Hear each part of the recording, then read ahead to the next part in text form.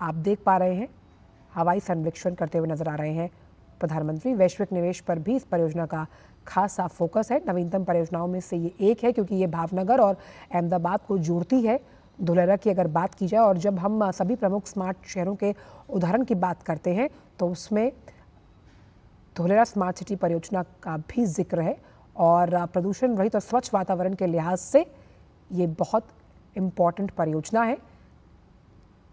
हरित उद्योग को आगे बढ़ाते हुए धुलेरा अपने आप में कई राज्यों के लिए उदाहरण है जहां पर स्मार्ट इंफ्रास्ट्रक्चर तो है ही, वहीं संपूर्ण सिटी को 3 चरणों में विकसित करने की योजना बनाई गई है जहां पर ज़रूरत के हिसाब से औद्योगिक विकास तो है ही, साथ ही साथ हरित ऊर्जा को भी आप यहां पर जुड़ते हुए पाएंगे।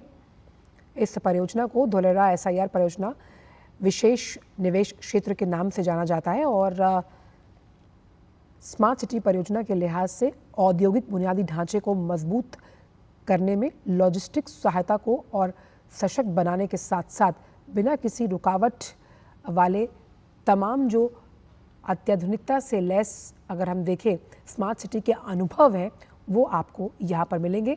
वैश्विक निवेश पर भी इस परियोजना का खासा फोकस साफ तौर पर, जिसमें सामुदायिक सुविधाएं, सड़कें, पर्यटन, मनोरंजन, खेल, इन सभी क्षेत्रों को विकसित करने के लिए लगातार काम किया जा रहा है।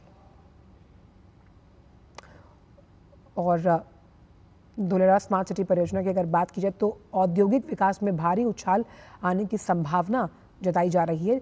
साथ ही साथ ये प्रदूषण रहित स्वच्छ पर्यावरण को भी बढ़ावा देगा हरित ऊर्जा के लिहाज से और भारत के विकास में एक बड़ा योगदान कारक साबित होगा क्योंकि इंफ्रास्ट्रक्चर भी स्मार्ट है। परियोजना का पूरा फोकस वैश्विक निवेश को और मजबूती देना है।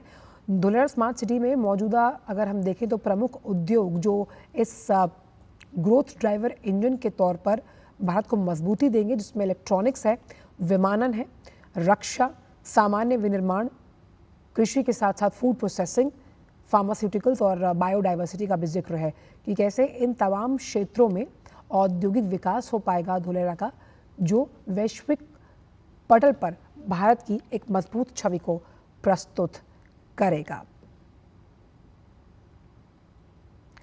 और धुलेरा स्मार्ट सिटी परियोजना का पहला चरण जो है वो 2024 में पूरा किया गया।